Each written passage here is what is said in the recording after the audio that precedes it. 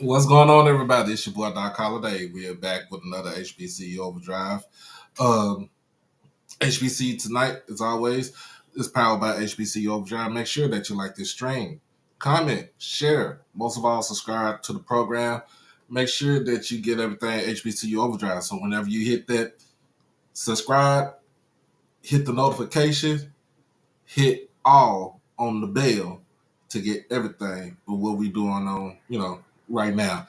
Um, Also, you want to become an exclusive member of the channel. All you gotta do is just hit the join button on the outside of the chat. If you're on your laptop, just it's the join button right there, right below the screen, below the screen, and just hit the join button, all for the low price of $4.99. Also, we got some other stuff going on, but let's take this quick commercial break, and we'll be right back after this message. It's your boy Doc Holiday. Become a subscriber on HBCU Overdrive on YouTube, and you can follow me on all social media platforms at HBCU_Overdrive on Twitter and Instagram. You can catch me on TikTok at Holiday1925 and on Facebook under my real name, David E. Smith Douglas. Also, when you become an exclusive family member, you get all the membership perks. You get all the exclusive members only videos, early access to new videos, member shoutouts, and members only live chats. And also, you can get birthday shoutouts on here and win member when you become a subscriber. You can also hit the donation to the Cash App at HBCU Overdrive. You can hit the PayPal David Smith 1925, and you can hit the Zelle David E. Smith 30 at gmail.com. Remember, all proceeds go towards the channel, not the pocket.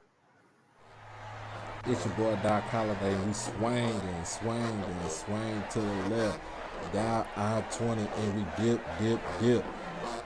We going down there for Swag Media Day, July 16th, 2024. Being hosted at the Sheraton Birmingham Hotel in downtown Birmingham.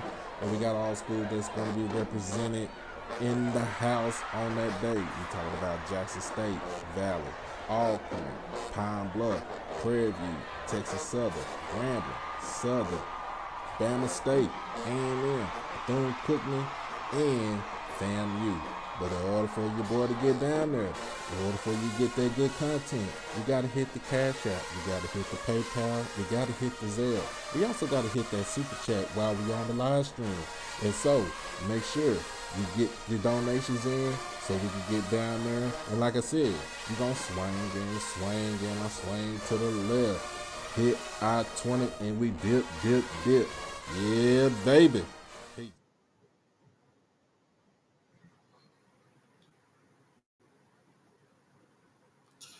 Oh my goodness. So there's a commercial break right there. Make sure we go ahead, if you want to, like I said, come and join a member, be a member, hit the subscribe button. To become an exclusive family member, hit the join button. Also, you want to go ahead and hit the donation trail. You can cash out at HBCU Overdrive, PayPal, and Zelle all the way through. Oh, first and foremost, as you see, I got the retro Dallas Mavericks from 1980 when we was founded. So I got that going on today. So we got game 4 tonight here in Dallas against Minnesota. We're looking to take the brooms out, sweep them back to Minneapolis, go ahead and get ourselves ready in 2 weeks for the game against Boston. But I'm not going to say too much anything as of yet. But we looking to take the Bruins out and sweep the Timberwolves. And it's a remarkable run for my Mavericks. It reminded me of my 2011 Mavericks. Basically, we talked about going through arguably one of the greatest teams that was assembled with LeBron, D Wade, Chris Bosh went through the young triplets, KD, James Harden, and Russell Westbrook, also playing against Kobe Bryant and Pau Gasol. Um, that our run looks like that run right there, where we took on pretty much. You had going up against the Clippers in the first round with Paul George, Kawhi, and Russ. Second round um, was against Oklahoma City with their young triplets, Shea Gilgis Alexander. Uh, um, what's the kid's name? What's the kid's name? Chet Holmgren. And trying to figure out the other kid, Lou Dort, Josh Giddey, that crew right there. You know what I'm saying? And then we got going up against like one of the most remarkable athletes that's out there in Anthony Edwards and the big man Karl Anthony Towns. I'm not gonna name Rudy Gobert on this thing because of the fact that he disappeared in these whole playoffs since playoffs started. And like I said, Rudy shine up that defensive player of the year trophy and go ahead and send it on down to San Antonio to Wemby because he deserved it more than you. I never seen somebody who pretty much disappeared in postseason like Rudy has. Every time he wins the defensive player of the year, he does not show up in the crunch. What's going on, Mr. Emmett? We got JTV, got HBCU Band Talk. So we got people coming up in here, but I know what people are wanting to talk about. I know what we want to hear, and we're going to get right to it in just a second. Go ahead and send this little old tweet out to folks so they can join. I know folks are doing they on their lunch break, and it's a good thing that I did do this for folks on their lunch break.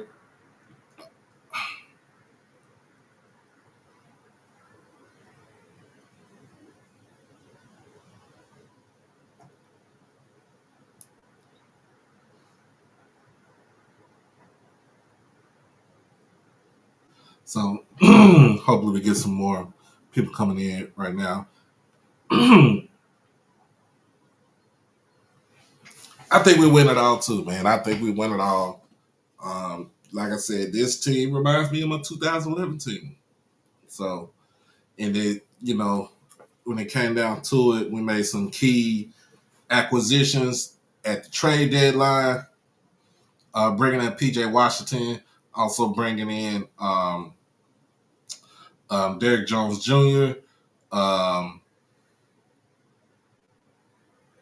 ooh, trying to figure out who else did we bring in. Um,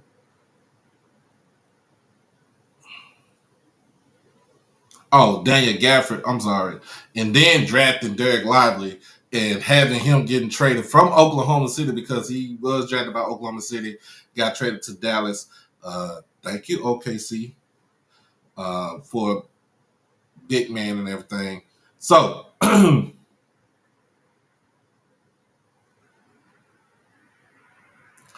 but we'll get into that, Mr. Emmett, in just a second. But first and foremost, we're going to start off. I want to start off the show with the news that we got yesterday. Bill Walton, aka Big Red, aka everybody's favorite person altogether, passes away at the age of 71. He was battling cancer.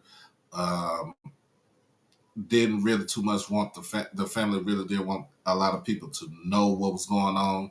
But we talking about Bill Walton, two-time NCAA champion at UCLA, three-time College National Player of the Year. Basically, those years under John Wood, the legendary Wizard of Westwood, John Wooden. Um, Also talking about um, um, two-time. I think he was two-time um, um, most outstanding player in the NCAA tournament. We get to this pro career. Two-time NBA champion, one with Portland in 1977. The other one with the Boston Celtics. I think that was in 1985, if I'm not mistaken. Finals MVP in 1977 with the Portland Trailblazers. His jersey number 32, retired by Portland. We talking about he's on both uh, all NBA anniversary teams, the 50th and the 75th anniversary teams, and basically he's in the Naismith Basketball Hall of Fame. Um, Other than that, he was an astounding broadcaster for many years on ESPN.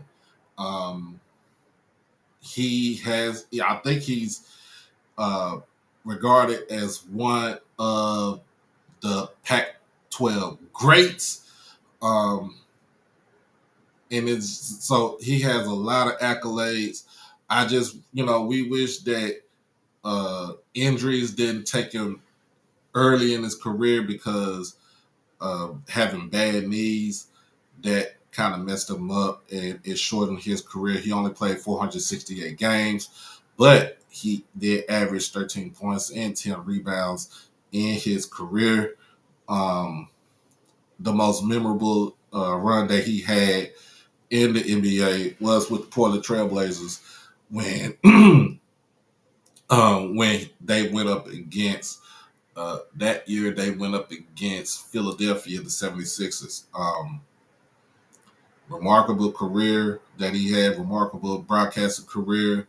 And it's kind of like I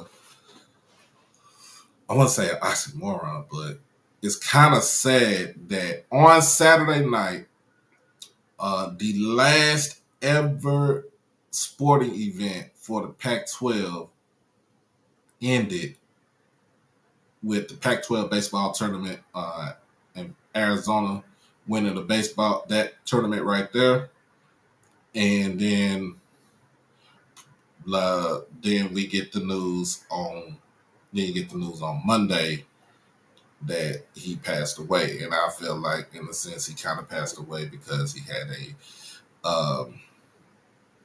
I feel like he had a broken heart because he had love for the Pac-12. We talking about a guy who was a free spirit, was the biggest Grateful Dead fan ever.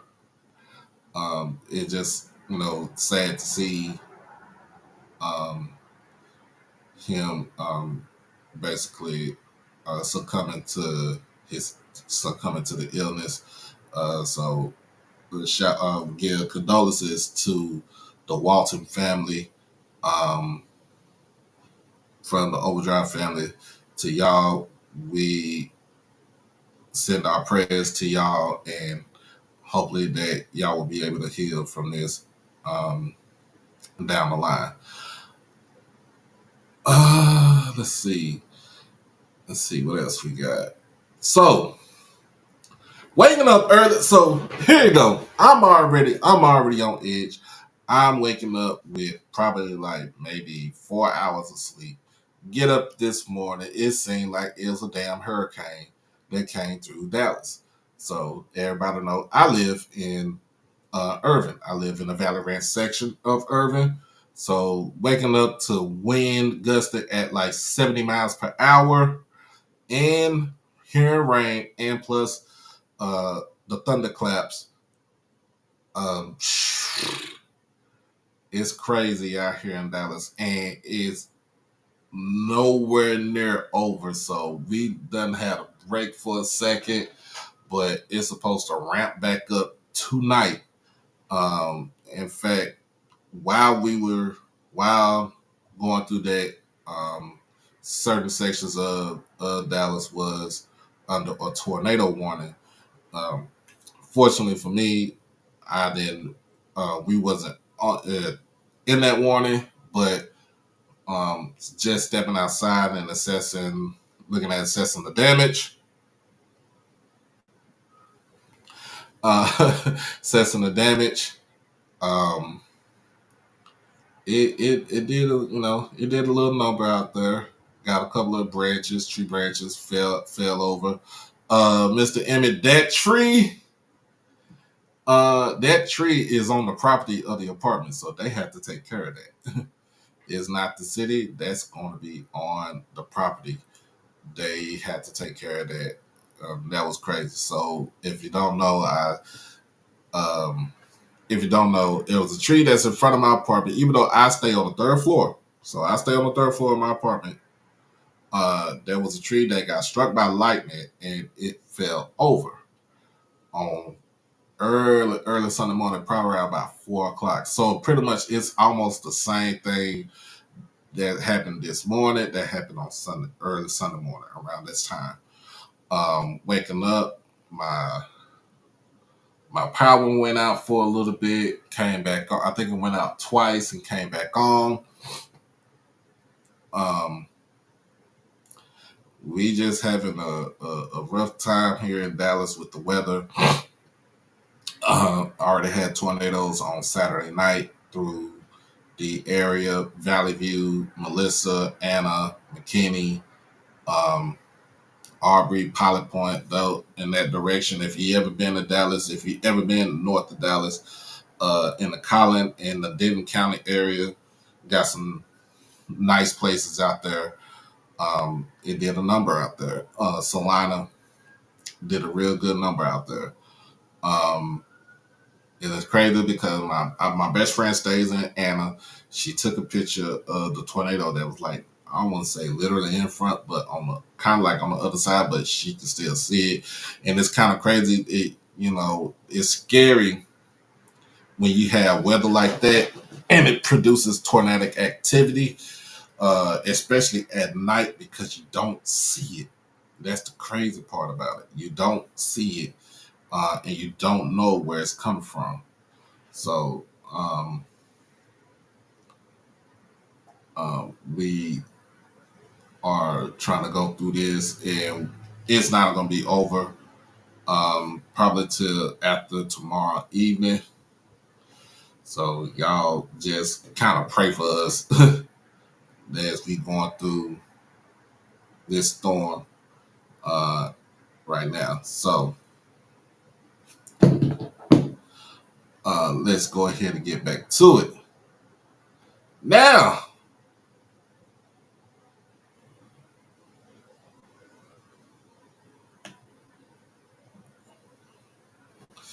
Now, see, let's go ahead and get back to it. Next on our list, man, we just gonna breeze through this right here. All right, Grambling. They won the SWAC on Sunday, and end of the season 26-26. Pretty much on a trying to figure out on a 4-game winning streak. So they entered the SWAC tournament with a losing record. Basically, ending the tournament with a 4-game winning streak. We also we haven't talked about the controversial call. Basically, I wouldn't even call it controversial, but it was some things that we saw in the game where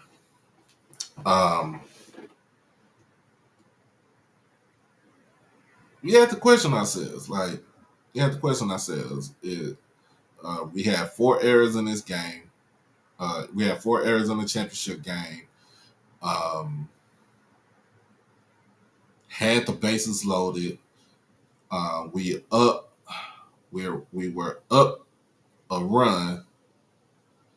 So it was 5-4. So we was up a run. So bases loaded.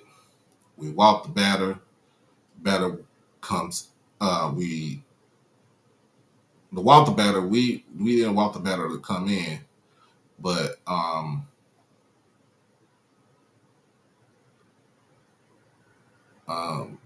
Grambling played a masterful squeeze bunt in that situation,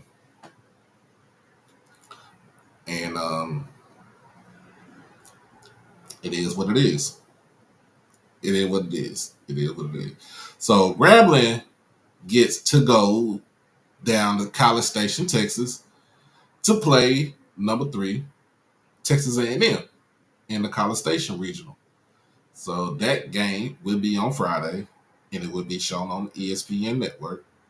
So I would say this as champion for HBCU unity and for the SWAC. Go out there, Grambling, and give them what you got. Give them what you got. So they pretty much boast one of the best power hitters in the game in Cameron Buford.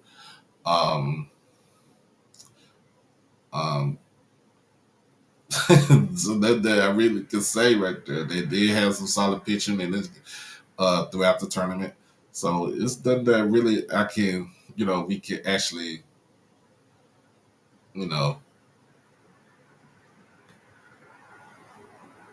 give praise to. But like I said, they are going down to College Station to play Texas A&M. I think this is a double elimination game. So the best thing for Grambling to do is to take the first game. Guys to take the first game. And A&M is number 1 seed in their region, but they're number 3. I think they're number 3 overall ranked in the nation. So they coming in at 44-16. We shall see what they do. We should see what they can do against A&M. And it's not an easy. Yeah, it's not an easy play, but we shall see what they do against against A&M. Forgot who else is in that region too, but shout out to Grambling. Go out there and get it done. Represent the SWAC well, man. So before we get into our main topic for today, we'll jump into another commercial break. We'll be right back after this commercial for the Drive to 205 initiative. Be right back. It's your boy Doc Holliday. We swing to the left, down I-20, and we dip. We going down there for SWAC Media Day, July 16th, 2024, being hosted at the Sheraton Birmingham Hotel in downtown Birmingham. And we got all schools that's going to be represented in the house on that day. We talking about Jackson State, Valley, Alcorn, Pine Bluff, Prairie View, Texas Southern, Grambling, Southern, Bama State, A&M, Bethune-Cookman, and FAMU. But in order for your boy to get down there, in order for you to get that good content, you got to hit the Cash App, you got to hit the PayPal, you got to hit the Zelle. We also got to hit that Super Chat while we on the live stream. And so, make sure you get the donations in so we can get down there. And like I said, you're going to swing to the left. Hit I-20 and we dip. Yeah, baby. All right, man, let's get to it, y'all. Y'all know what we hear. Somebody said I chose violence for today. I don't think I chose violence. I just came up with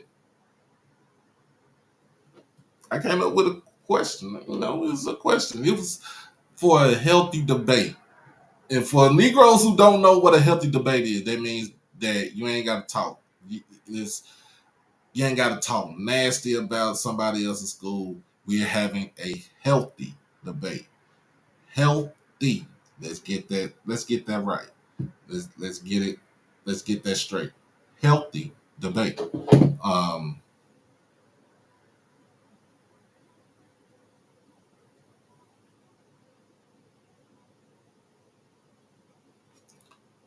let's see this.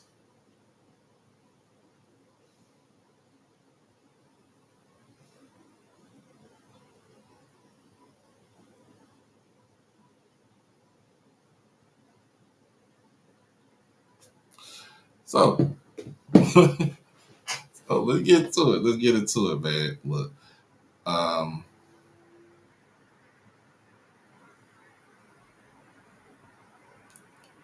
about to go on my page, and so we're gonna go ahead and get this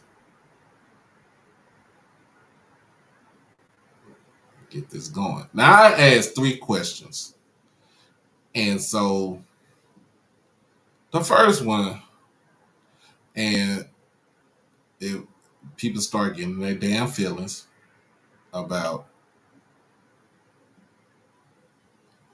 the questions that I asked. So, um,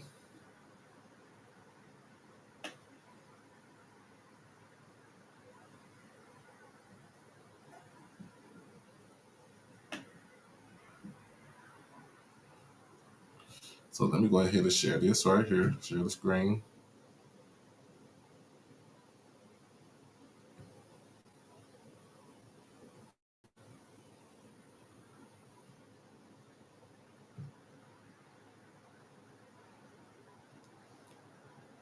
So if you don't know, on my Twitter page, I asked the question: Who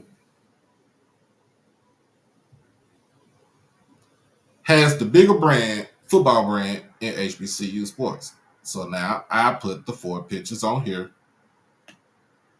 as follows: South Carolina State, North Carolina A&T, Jackson State, and Southern.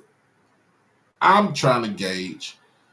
I'm trying to have an intelligent conversation. This this question pretty much got over 35,000 views. So I'm just pretty much trying to ask a question: Who has the bigger football brand in HBCU in the HBCU? So I have these 4. Now I don't know why jokers. I don't know why jokers wanted to input another school. You see the 4. Now you know if you go on Twitter, Twitter only going to let you put 4 pictures in a block, right? You see these 4. Let me just reiterate this. These 4. I want you to talk about these 4 schools right here.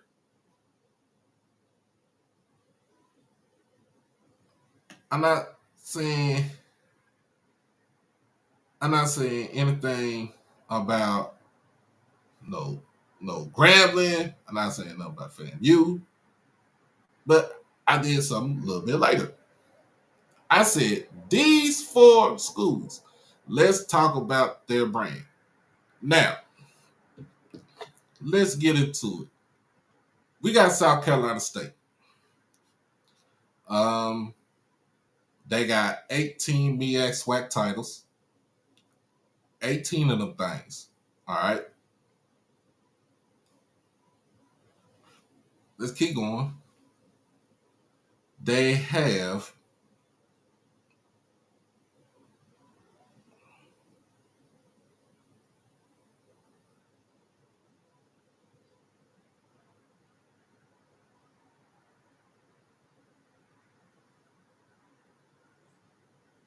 let me see, because I'm about to get into it.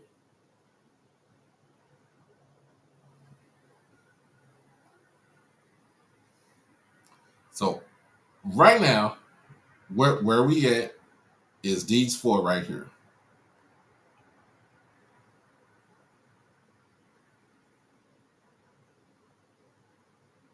Nothing more, nothing less.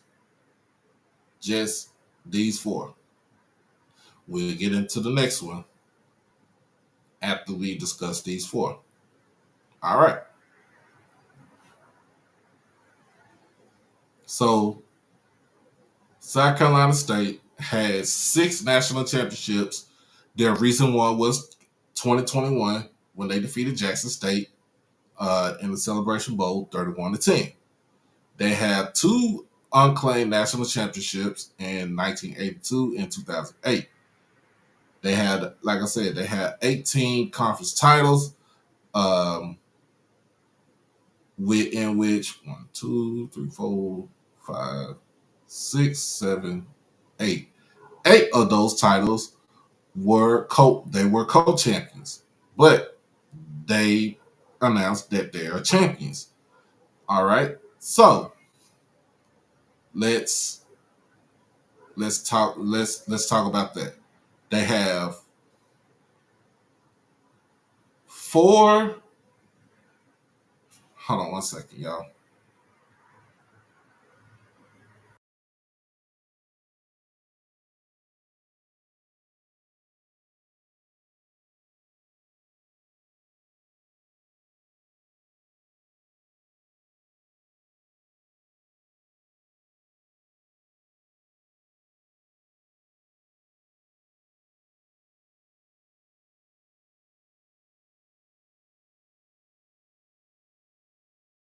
Sorry about that, y'all.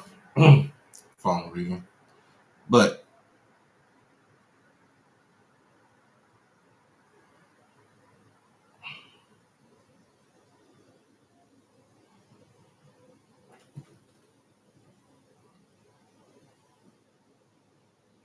some will put national champion have some weight in it.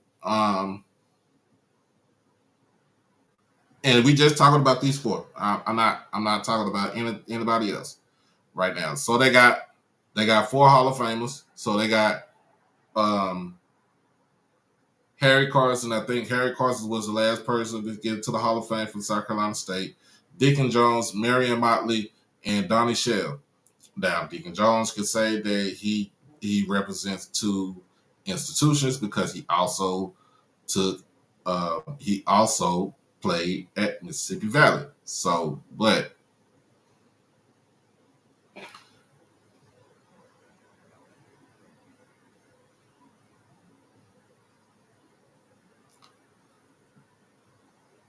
let's see where my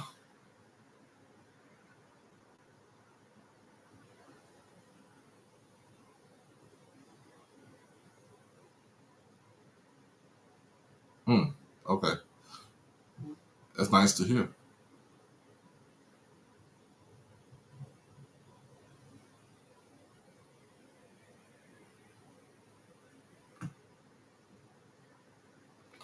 It's nice to hear. Look, I put it up there. I had to put a MEAC school up there because they ain't got really nobody. So I put them up there. Now, I will say they do pump out a lot of the South Carolina State do put a lot of players in the NFL. Last person, most recognizably, would be Kobe Durant for the Rams.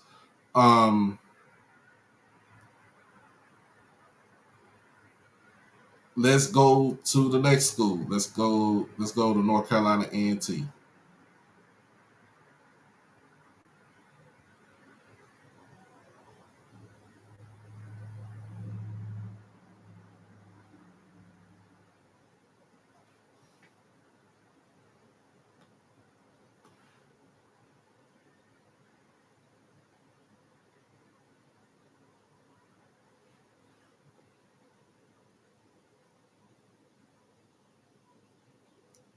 Let's go ahead and talk about the football. All right. So North Carolina A&T football, founded in 1901. Now they have 7 national championships. The last one was in 2019 um, when they defeated Alcorn in the Celebration Bowl. They have 12 conference titles uh, to boot. Last person they put in the NFL um, was it, if I'm not mistaken, Tariq Cohen.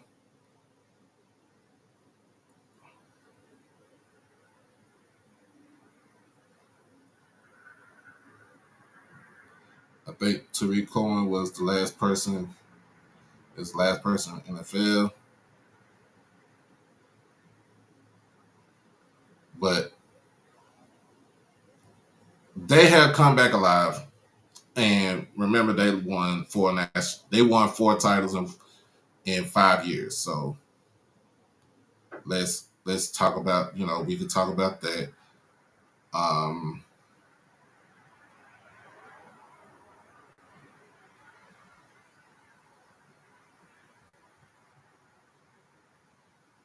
they have 4 titles in 5 years.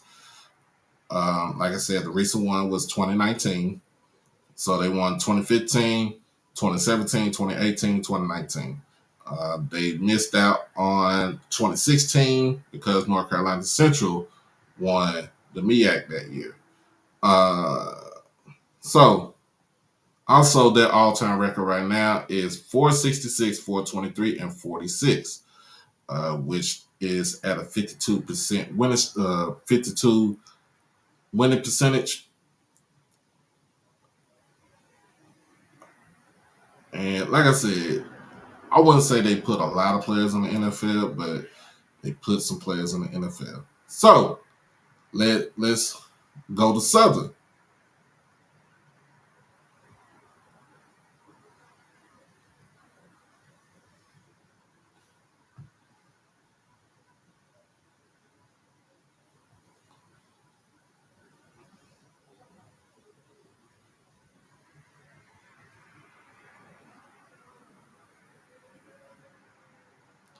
It is windy outside, y'all, so y'all have to excuse it. All right, let's go to Southern University. Founded in 1916. Uh, Overall, all-time record is 557, 341, and 28. They have 9 uh, national championships in the HBCU space. Last one came 21 years ago in 2003. Um, they have 19 conference titles. I would say they have put numerous players in the NFL, and they also have, I think they have 2 players that's in the Hall of Fame, which would be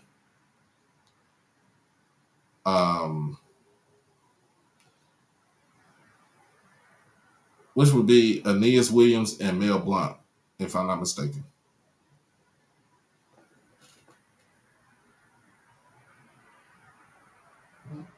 So I'm asking about brands. I'm just stating a lot. I'm just kind of putting out there what we talking about right now. So you have to pretty much bear with me. And then we got Jackson State. So then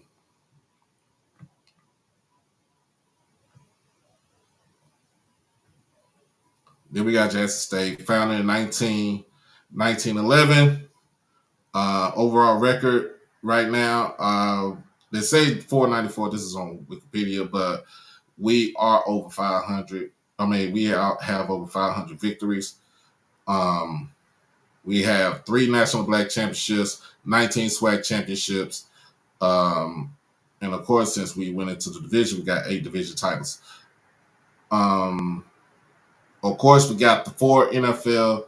We got 4 players that's in the NFL Hall of Fame, and we also put more NFL at the time. We put more NFL players. I think we are third to put more NFL players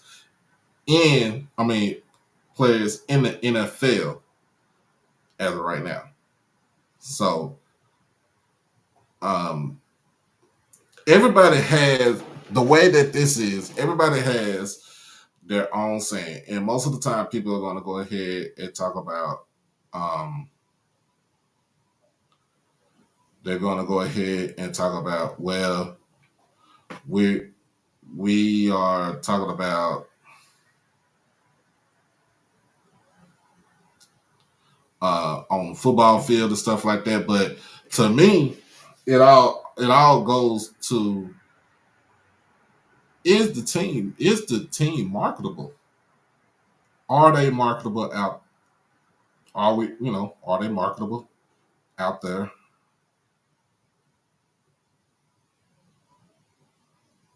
on the field? And I would say, in a sense, um,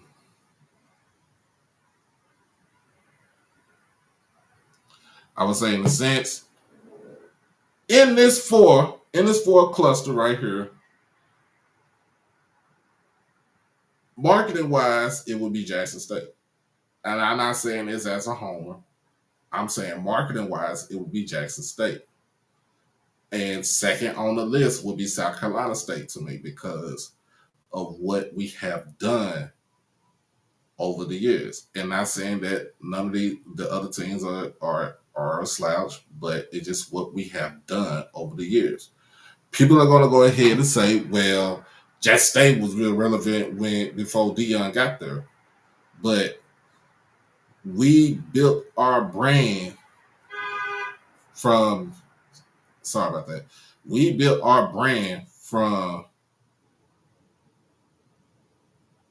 the 80s, the 70s, the 80s, and the 90s. Like we built our brand from those decades right there. Am I being biased? I'm not saying I'm being biased. I'm just stating facts. In this cluster right here, just this cluster alone, I'm just stating facts that we're the more marketable school. So now people got into their feelings, and I was like, you know what? So everybody want to start crying. Everybody want to start boo-hooing. I put it out there and said Twitter can only let you have 4 picks at one time on here. Trust me, I would have added Grand Fam on here, but I'll make another post to satisfy the masses. That's what I did. And so this is what I came up with. Now,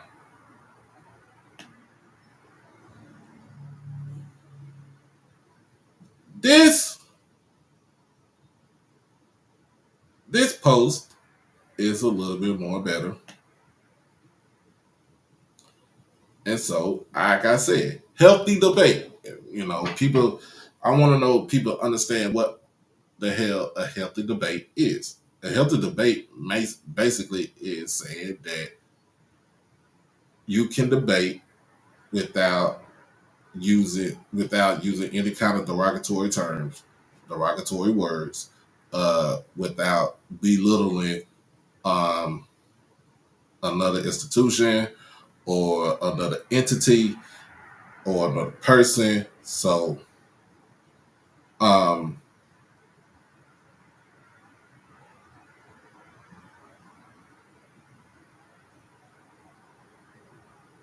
bro, I'm not streaming.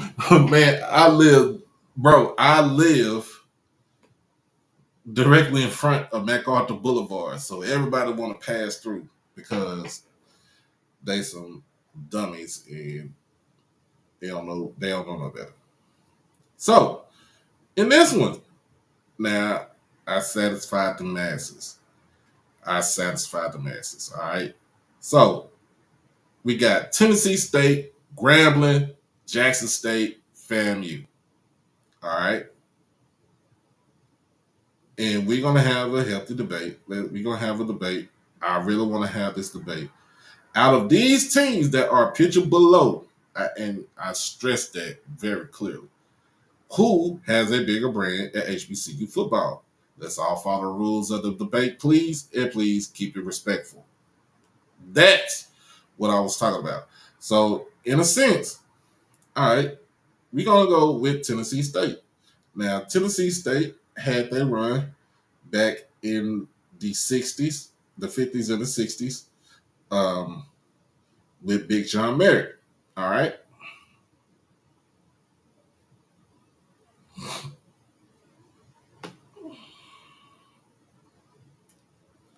All right. Okay, first season they came in 1912. Um, they got an overall record of 555 wins, 288 losses, and 33 ties. They also have 12 national titles. And I think they said the last one was 2013.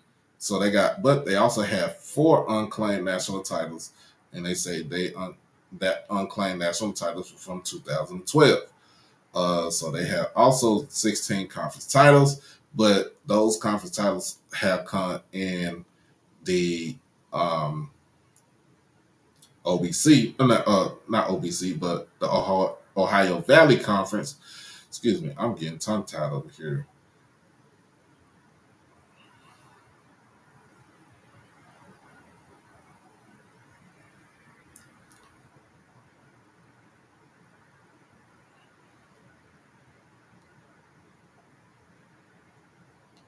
Most of their time they spent in the SIAC, and they were, as far as Division II. Then they spent majority of the time in independent as an independent football team. Went to the Midwestern Conference. These are all old black conferences that are no longer in play right here. Their dominance came when John Merritt stepped on the scene in 1963. 2, 4.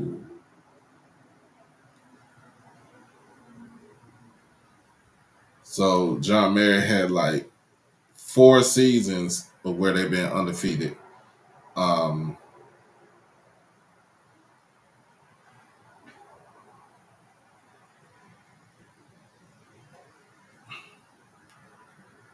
Then they go to the Ohio Valley Conference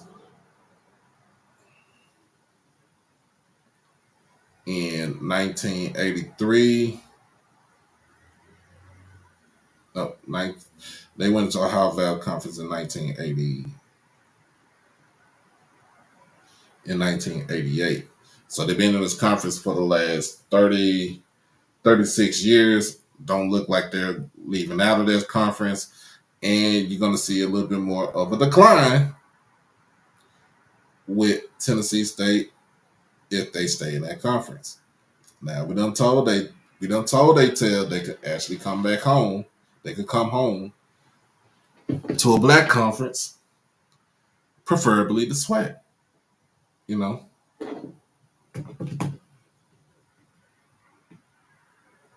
Let's go ahead and look at FAMU.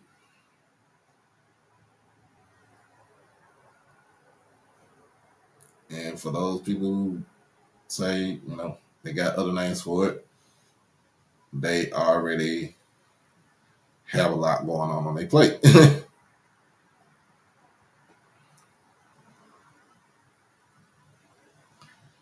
First season was in 1907. All-time record 594, 340, and 22 ties. They have 17 claimed national titles. And then they have 1 unclaimed national title.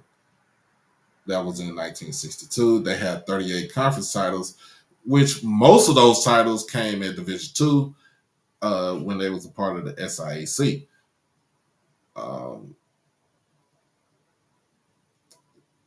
Cannot say anything bad about it because they have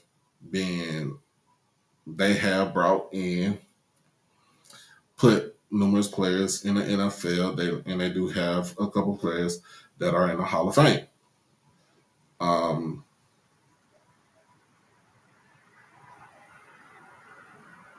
So they on They're on the cusp of winning 600 games. I think they will be the second or third team to win 600 games in a 600 games as a program. Then we're gonna go to dear old Grambling. Old Grambling, dear Grambling. First year was 1928. All-time record for Grambling 534, 239 losses and 18 ties. They have 15 claimed national titles. They have 27 conference titles. The last national title that they got was in 2016, and that is when they defeated North Carolina Central in the Celebration Bowl. And before that, their last national title was in 2008.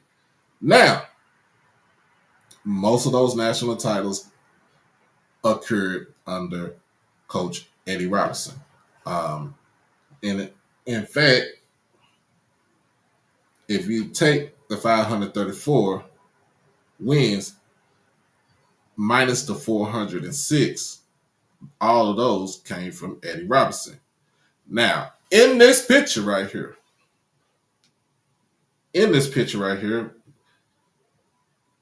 I would say this.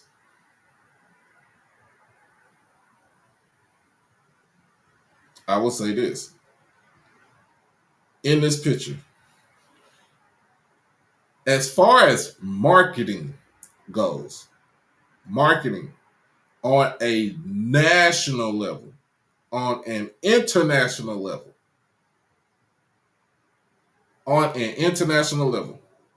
by far, it would be Grambling. By far. There's no ifs, ands, or buts about it. It would be Grambling by a long shot. What Eddie Robinson did as a head coach was to basically what back in the day, what they would say with the Negro Leagues, they would barnstorm around the South to different places. Then they elevated their brand and started going to places like New York City. Started going to places like Tokyo, Japan.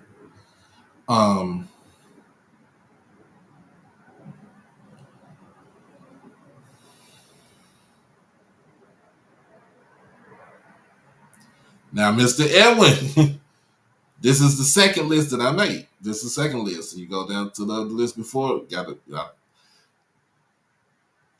We know about Southern, but we just talking about the national and international brand. Now, Grambling is an international brand. Everybody knows Grambling, and it's not because of the simple fact that y'all playing a Value Classic, y'all on TV and stuff like that. It was way before that. Way before that.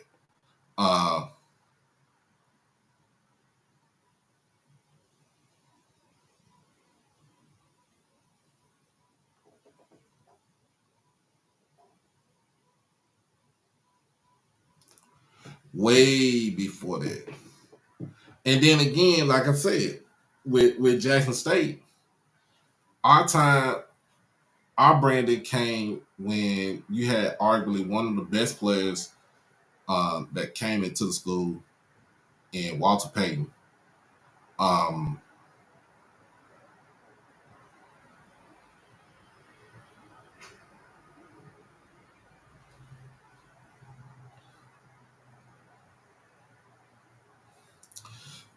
And so when just on with it, and then what in the 80s, what they did in the 80s, winning, like I said, winning 8 out of 10 conference titles, got a national championship in that decade, and then in the 90s, what we did in the 90s, we do got a national championship from that decade also, and then it just carried on. Did we have a down? Did we have some down years? Yes, we did. We had from 2013, from 2014 to 2020, we had 6 bad years. Um, of course, everybody gonna know that Dion brought us out of the doldrums. That's what they're gonna say. We don't know y'all brand until Dion got there. Well, um, my good friend, I'm just saying, I'm gonna need folks to do that research. And yes, Tennessee State, you are right, Leonard. Tennessee State back in the 50s, the 60s, and the 70s was a national brand. It was a national household brand. Big John Merritt did a lot for that school to put that school on the map. And if Mr. Ford was on here right now, he would tell y'all the reason why Tennessee State brand has dwindled was because they are in a predominantly white conference. So that really does not help the brand. You can say about that on the list that I had below with North Carolina A&T. Them being a predominantly white campus is almost about to diminish their brand. Now they are considered the largest HBCU by attendance alone, but that's on the academic side. But what do they do when it comes to the game of football? I'm sorry, your heyday ended in 2019. And then when you decided that the grass is greener on the other side, you did. You did. In fact, you dipped into two predominantly white conferences. And they basically saying, we don't want you here.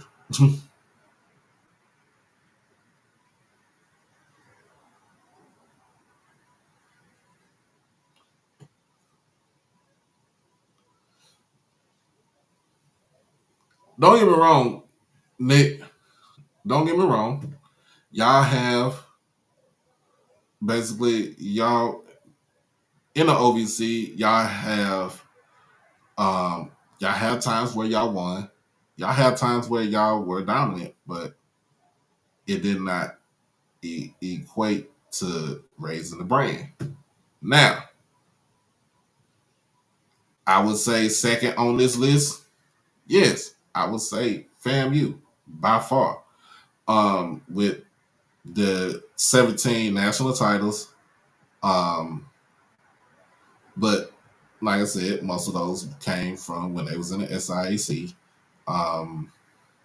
And they were not as marketable for a while too. They had a stint where they were y'all basically non-existent.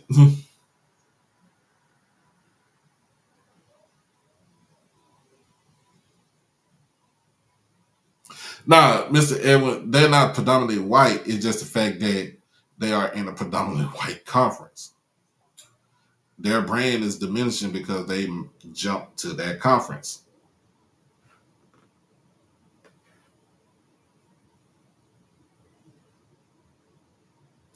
Yeah, Mr. Emmett. I couldn't watch him under Harold Jackson. I couldn't do it. But now when you think about it, when it comes to the media brand and everything, I would give Jackson State, Grambling, and FAMU their love. Tennessee State is coming along just nicely. I would give some thanks to Southern, but at the same time, with Southern, y'all, your athletic director is ruining your program. Is ruining your program. And last on my list, and I had to give love to the D2 schools because, you know what I'm saying, can't have one without the other.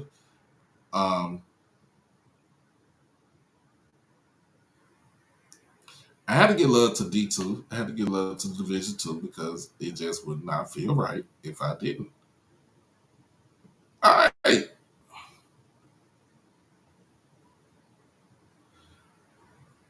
So we got Tuskegee, Fort Valley, Albany State, and Central State on here. All these teams belong in the SIAC. I haven't done too much for the CIAA because a lot of people kind of question. Most of the teams have jumped back and forth between Division Two and Division One. Um, but I will say this. I would say this by far, the biggest brand of Division Two football and HBCU football in Division Two will be Tuskegee.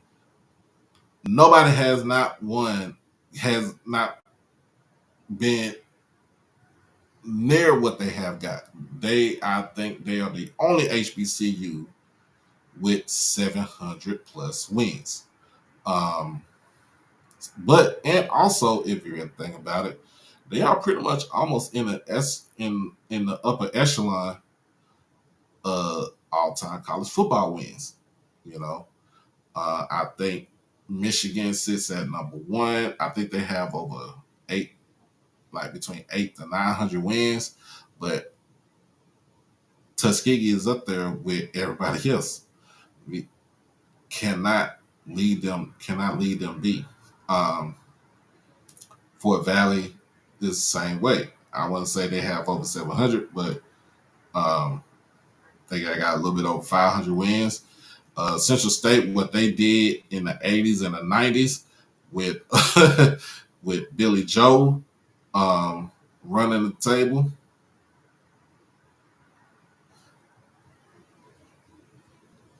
Yep, and yeah, with Fort Valley, they have put a lot of players in the NFL. Um, and then Albany State, they have a little down years a couple of times, but I think they're on their way back. They have good leadership as far as on the football field with Quinn Gray as their head coach. So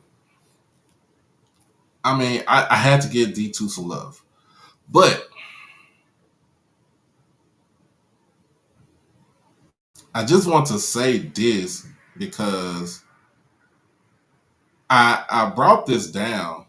I asked about this, and because somebody had put it was yesterday, and it was I think they said who has the bigger marketable brand in HBCU football. They had um, Hampton, Howard, Grambling, and I think FAMU, if I'm not mistaken. And I laughed at that. I laughed at it. Like I was like, man, if y'all don't take that, if y'all don't take that boo boo off off my screen, like it doesn't make sense. Howard brand is on the academics. Howard and Hampton's brand is academics. Grambling, on the other hand, is football. Like I said, if it wasn't for Eddie Robinson, I wouldn't say parading the team, but for one, giving young black men a chance to go out there and live their dream and to go explore other, different places around the United States and pretty much overseas. I mean, you can't debate that. That's something that they will hang their hat on. Um, Now, in recent years, you can say, well, they have been on the downslide, but marketing, um, and this is what I got from my guy Josh. If you look at on a marketing standpoint, all of the HBCU, the football teams, he said, and this is coming from his mouth, coming from him. And let me see if I can pull that up.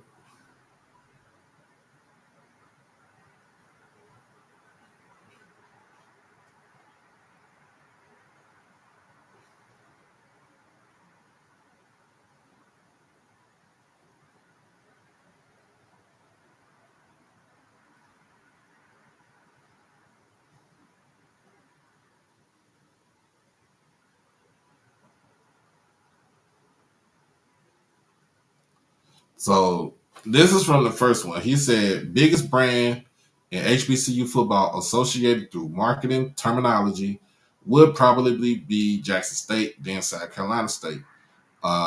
Best brand of HBCU football associated through consistency would be South Carolina State, then Southern. And that was from the first post that I had made last night on Twitter. So what would he say for the second post that I made? He would say the same thing for Jackson State, but he would also say with Grambling and with FAMU, because those are household names. And the reason why I put that up there, because those are actually the blue bloods of HBCU football. Grambling, Jackson, FAMU, South Carolina State. You can say Tennessee State because it's a household brand. I mean, it was the brand for a very long time. Um,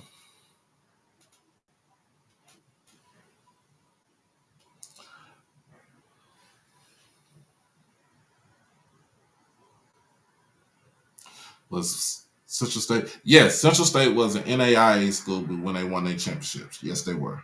Yes, they were. But at the end of the day, they still won the championship for and brought respectability not for just for themselves but to HBCU football. Um, this is something that like I said, we can all debate this, and like I said, keep it respectful, and just straight up clean. Like we don't need to downgrade ourselves. We don't need to bash our head, bash anybody's head in. Um, so this is what I got from my guy S Class Entertainment on Twitter. He said, contemporarily, I'll be honest and say JSU does for the run. Their run was 2020 to 2023. Currently in this moment, today, gotta say FAMU, they are trending right now, but we all know no one, even non-HBCUs, don't have the pedigree like Grambling because of decades of greatness and lineage.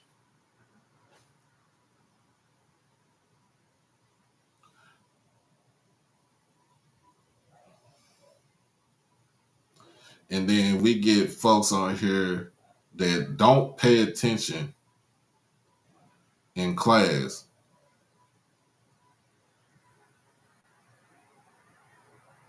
You know, I'm like, look, it's 4 pictures.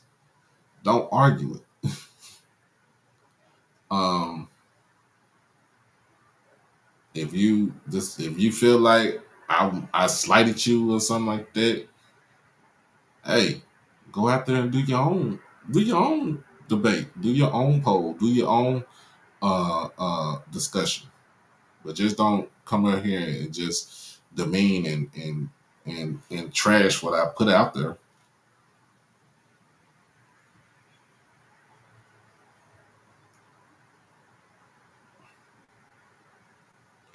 Yeah, they started hating on the JSU brand as soon as Dion got in there. I would say that.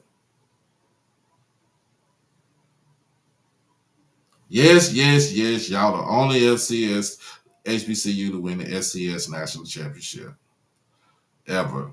And you'll never do it again. You'll never do it again. It's good to have conversations like this. Now, on academics, it'll be a whole different, academic wise, it'll be a whole different conversation. A whole different conversation.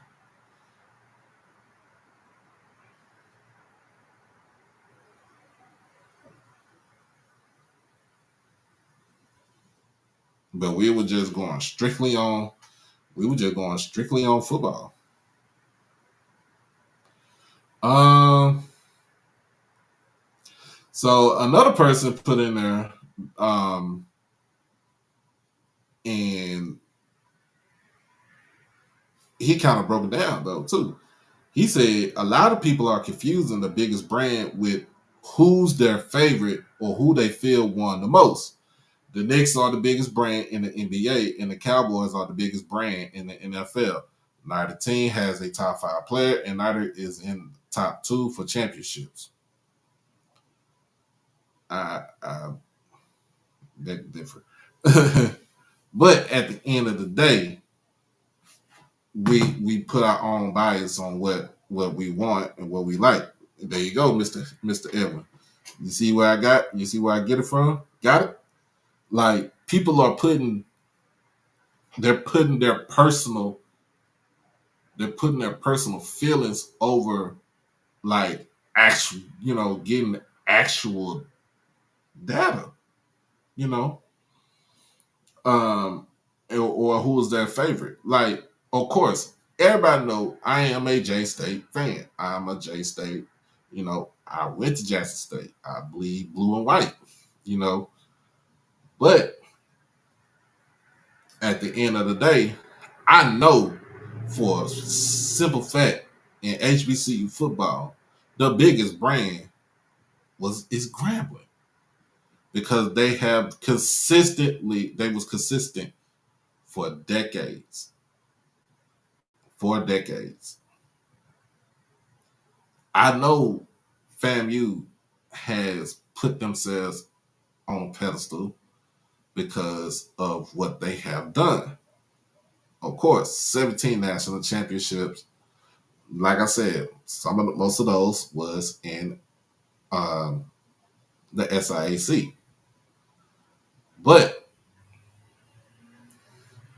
we can't discount the years that Jake, like with Jake Gaither being there, with Billy Joe coming in there and running, running amok. Um, we can't discount Rudy Hubbard because Rudy Hubbard is the only one that got a national championship in the FCS from the playoffs. So uh,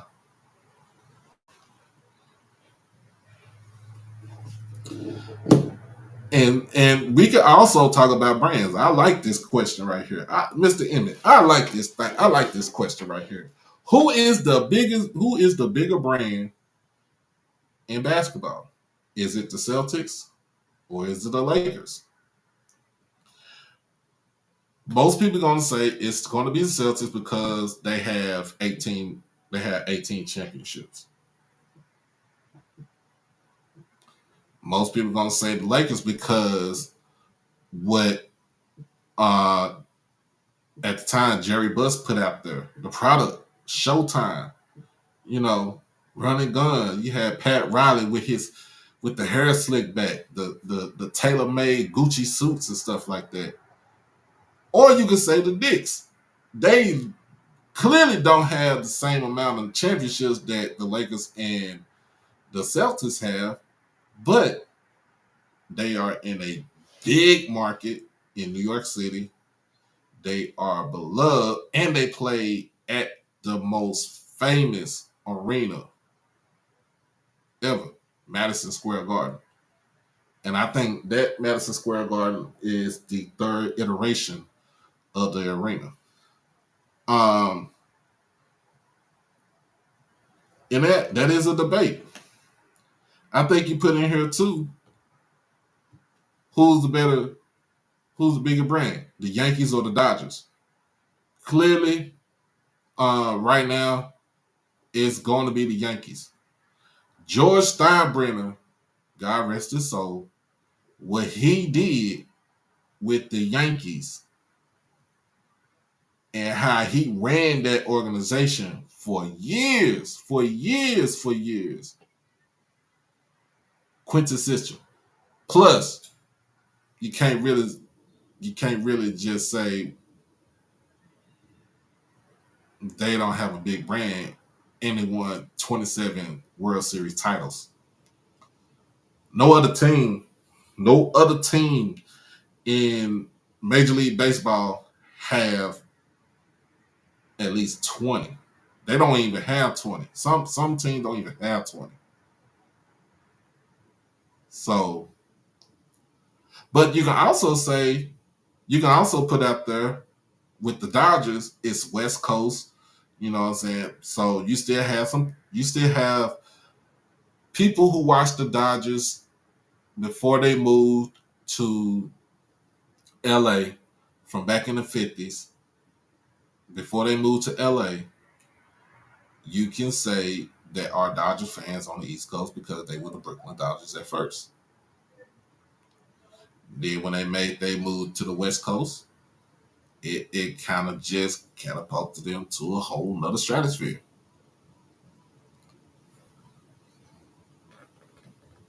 And then you can say in football,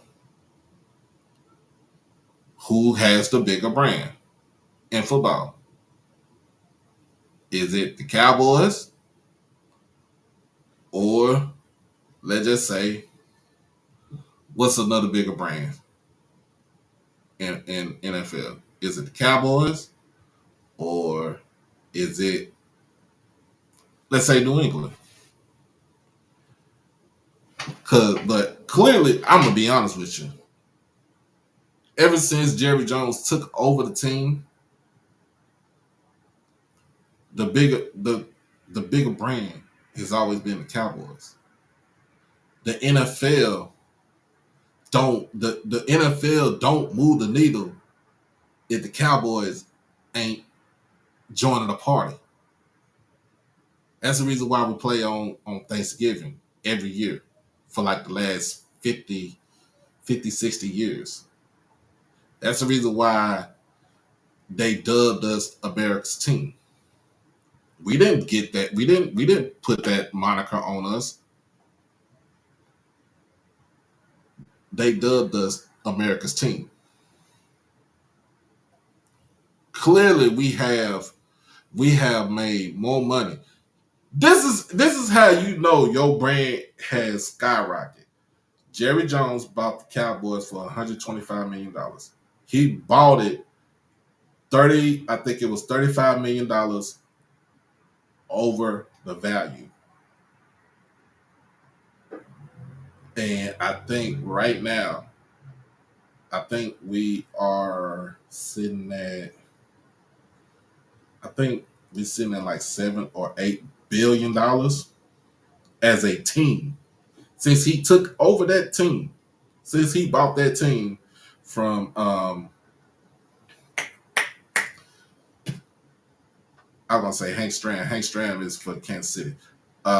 Since he bought the team from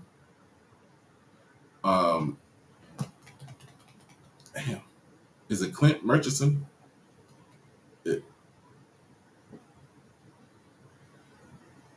Trying to remember who he bought the team from.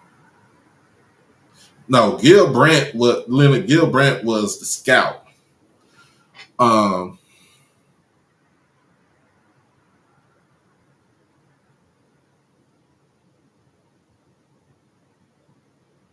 Yeah, I get what you're saying with the Packers. They was huge in the '60s. You know what I'm saying? Lombardi got a trophy. The Lombardi Trophy is named after one of the greatest coaches in Vince Lombardi.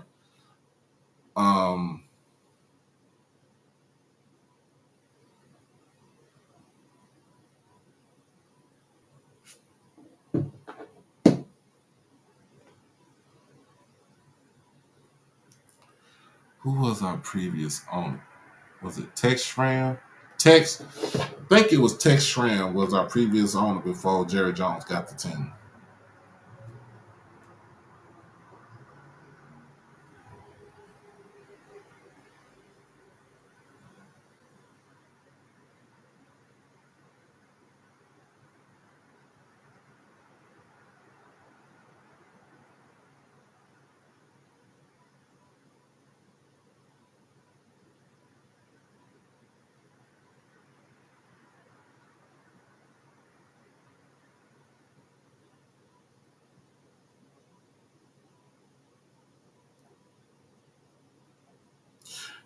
Bum Bright, I think.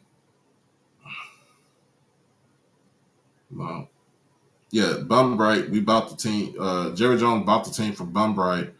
Um,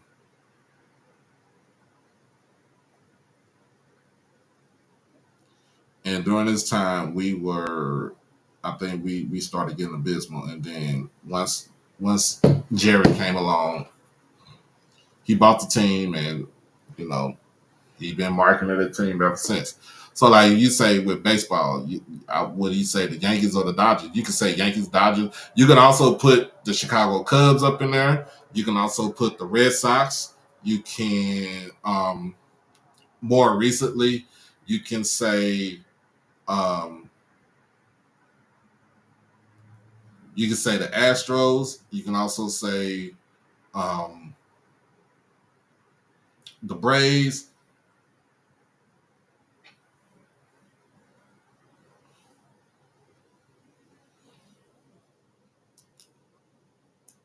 Uh, the Braves. I cannot say the Braves are a bigger brand than the Cubs. And the reason why I can't say that, bro, is because of the simple fact that the Cubs have a following. The Cubs could lose every damn year. Them jokers have a following, and they are marketable. And they play in one of the most famous baseball stadiums of all time, Wrigley Field. So I cannot sit here and say, and I'm a Braves fan, I cannot sit here and say that the Braves are a bigger brand than the Cubs. I can't say it. Now, if you would say, because if you think about it, both teams had their own network. They played, I think the Braves played uh, TBS, Ted Turner's thing, and then the Cubs had WGN in Chicago.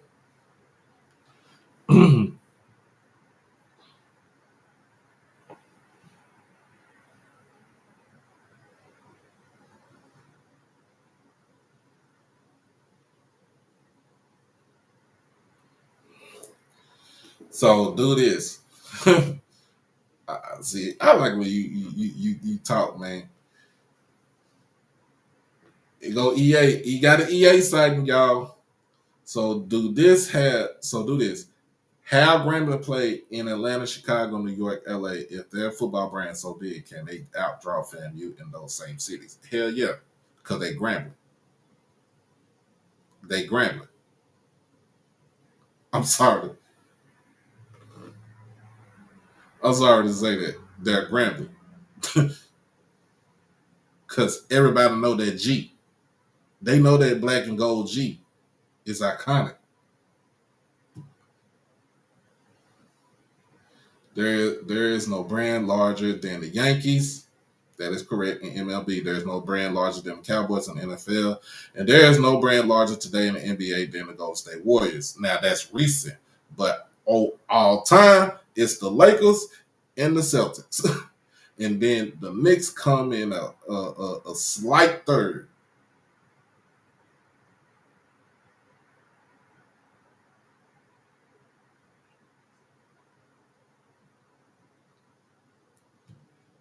All right, now, hold on now. No, hey, watch it. Watch out now. Watch out now.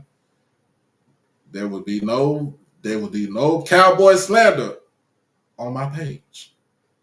There will be no cowboy slander on my channel. This be the warning. No cowboy slander on my channel. Y'all have to excuse outside. They are cutting down branches, trees, and stuff like that because of the storm that came through this morning. Um, Basketball, yep, you can say the Bulls because they ruled the 90s. Michael Jordan put it like that. Michael Jordan ruled the 90s.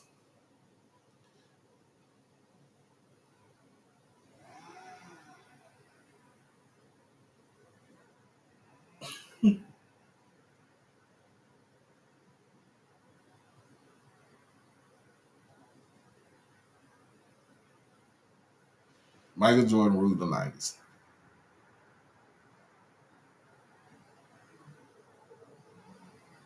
Now I would say historically, yes, historically the Grambling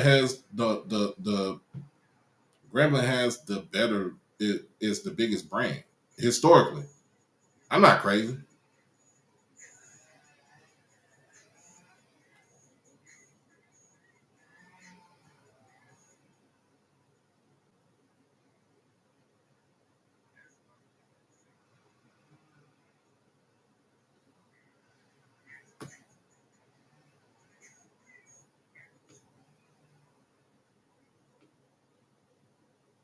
So historically, yes, Grambling. It's always gonna. I'm just gonna be honest. It's Grambling. Grambling has the recent. Recent. It would be Jackson, FAMU. I would be Jackson, FAMU, Grambling. I can't put Southern in there for recently because your AD is doing a horrible job.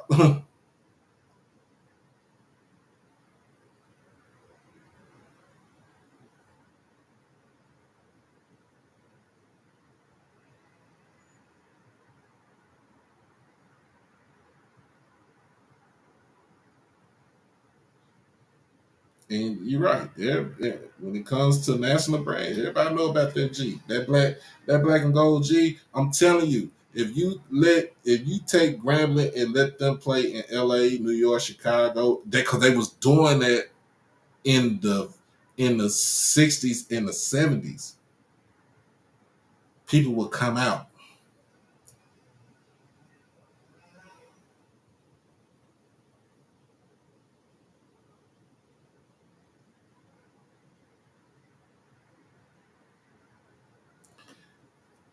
What's so horrible about the ADS Southern? He ain't coaching. He ain't coaching, but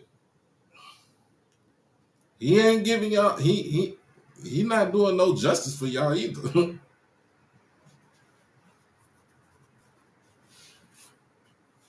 He not giving y'all. He not doing justice for y'all either. Like if you think about it, another brand. I'm look my Mavericks. I remember when Mark Cuban bought the team. He bought the team for like 200 some $1 million. He bought it for over $100 million value of what it was, and he turned it into a $4 billion entity in over 20 years. And I think he's not even four. I think he's about $4.5 billion.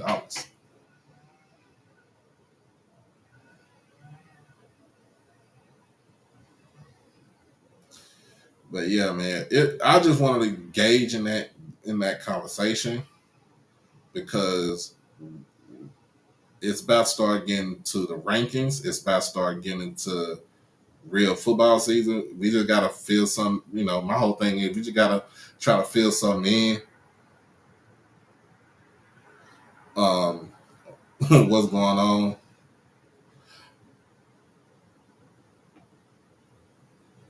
And then it just to get somebody. It just to get people to start um, a discussion. That's all I wanted to do. I just wanted to start a discussion about just the brands and stuff like that because we all talk about our brands. Um, Dooley did a horrible job, not Banks. Banks did a horrible job too, just by hiring Dooley. Come on now.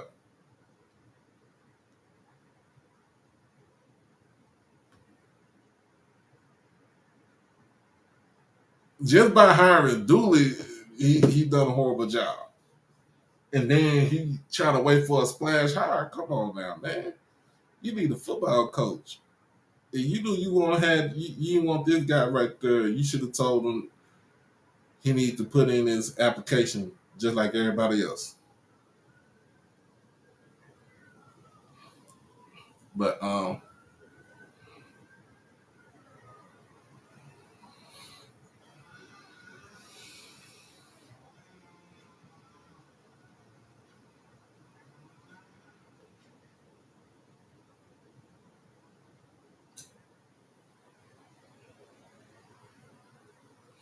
your influence is in the state of Florida. It's South Georgia, South Alabama. That is your footprint right there.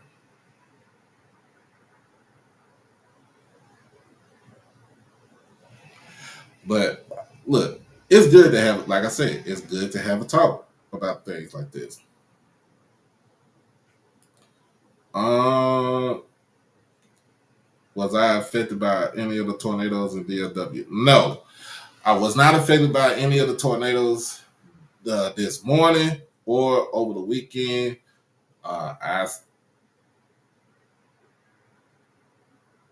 I don't stay at that far from Anna and Melissa and Aubrey and Solana and stuff like that.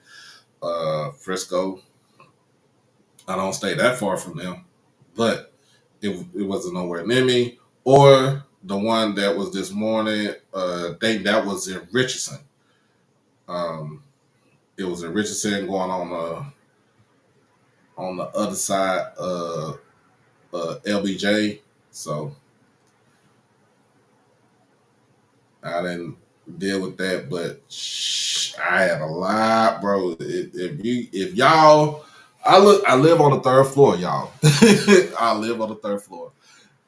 At 4 something, 5 o'clock in the morning. If you would have looked out, if you would have looked outside my window, and you would have seen how strong that wind was, you would have thought you was in a damn hurricane.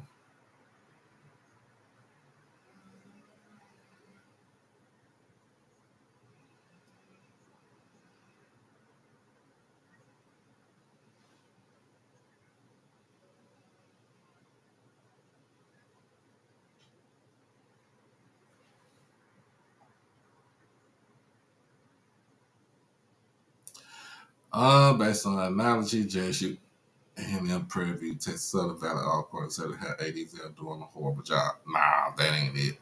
Now, Texas Southern, yeah, you can put that up there. He did a horrible job. He messed that up with the Fred McNair situation. Alcorn, same way too. Valley, progressive. Prairie View with Anton Goff, progressive.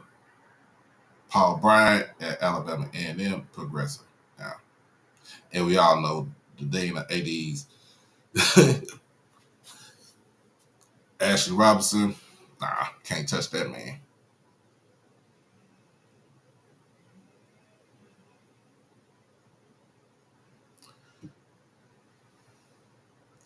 We're not gonna talk about that. But we had a good season. We had a great season. We had another 30-win season. Um, Countless players, you know what I'm saying, hitting over 300. We just got to get some solid, some more right-handed pitchers and some batters who got a little bit more pop to it. Uh,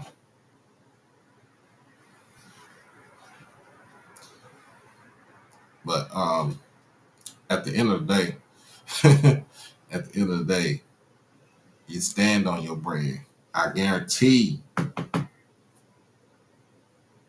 my brand, my product is A1. It's 100. uh, if you haven't done it by now, make sure. If you haven't done it by now, make sure that you hit the donation button for the Drive to 205 initiative. We are halfway there. I was trying to see if we could go ahead and get a little bit more in today, kind of close the gap, because June is right around the corner. And where that means July is right around the corner. So if you haven't done it by now,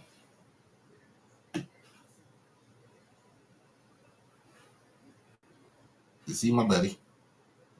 She gonna let you know what's up.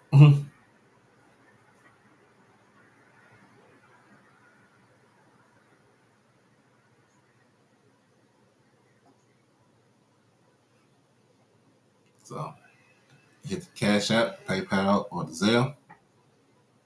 We'll make it right for you. Mr. Emmett is Grambling all day, every day. You represent that G. So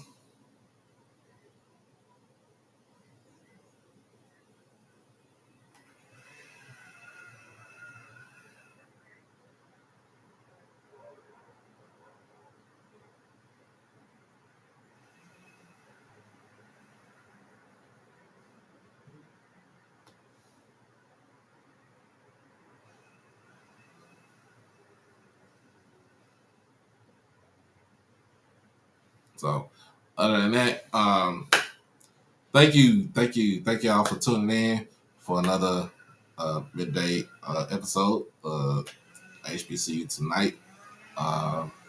Make sure that you like the stream, comment, share, subscribe. Also, make sure that you want to become an Overdrive family member. Hit the join button for a low price of $4.99. Also, the Drive to 205 initiative. Like I said, it was already on the screen. Trying to get to Birmingham, July 16th, 2024. So we try to get that going on, get that done. And also, last night I was, on King's Live, gave me some encouraging words, and I need it. At this time, I actually do need it. I need them words right now. So yeah, I've been going through a little bit of a rough patch, being sick and out with back injuries and stuff like that. So I'm trying to piece together my way of trying to get my living situation taken care of. But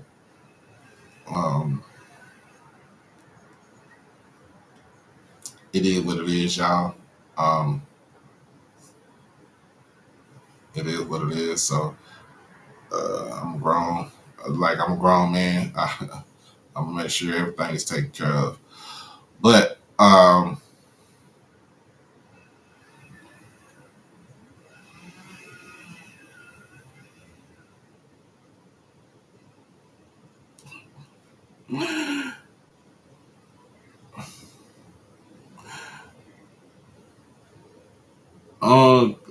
crap on an issue like that. I just say you go over that hump. You go over that hump. Just be ready to buckle your chin strap up.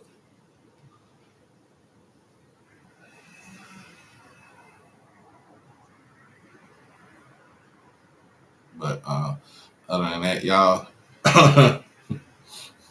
I'm Doc Holiday. I'm the voice of HBCU Sports and the Culture.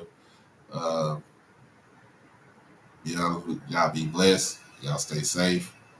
Hug your loved ones and stay dangerous. Go Mavs. Go Stars. We about to win the chip and bring it back to the Triple D. You see what it is. Y'all know how it is. Y'all know what it is. We'll be back on here tomorrow. Hopefully I have my guest tomorrow. Just need to let y'all know, tomorrow I should be having Joseph Eichelberger on tomorrow. Let's hope I get that done, get that going.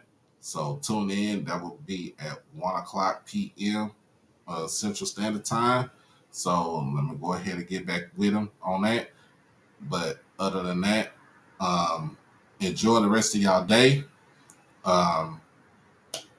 And pray for your boy. And we out this thing. Peace.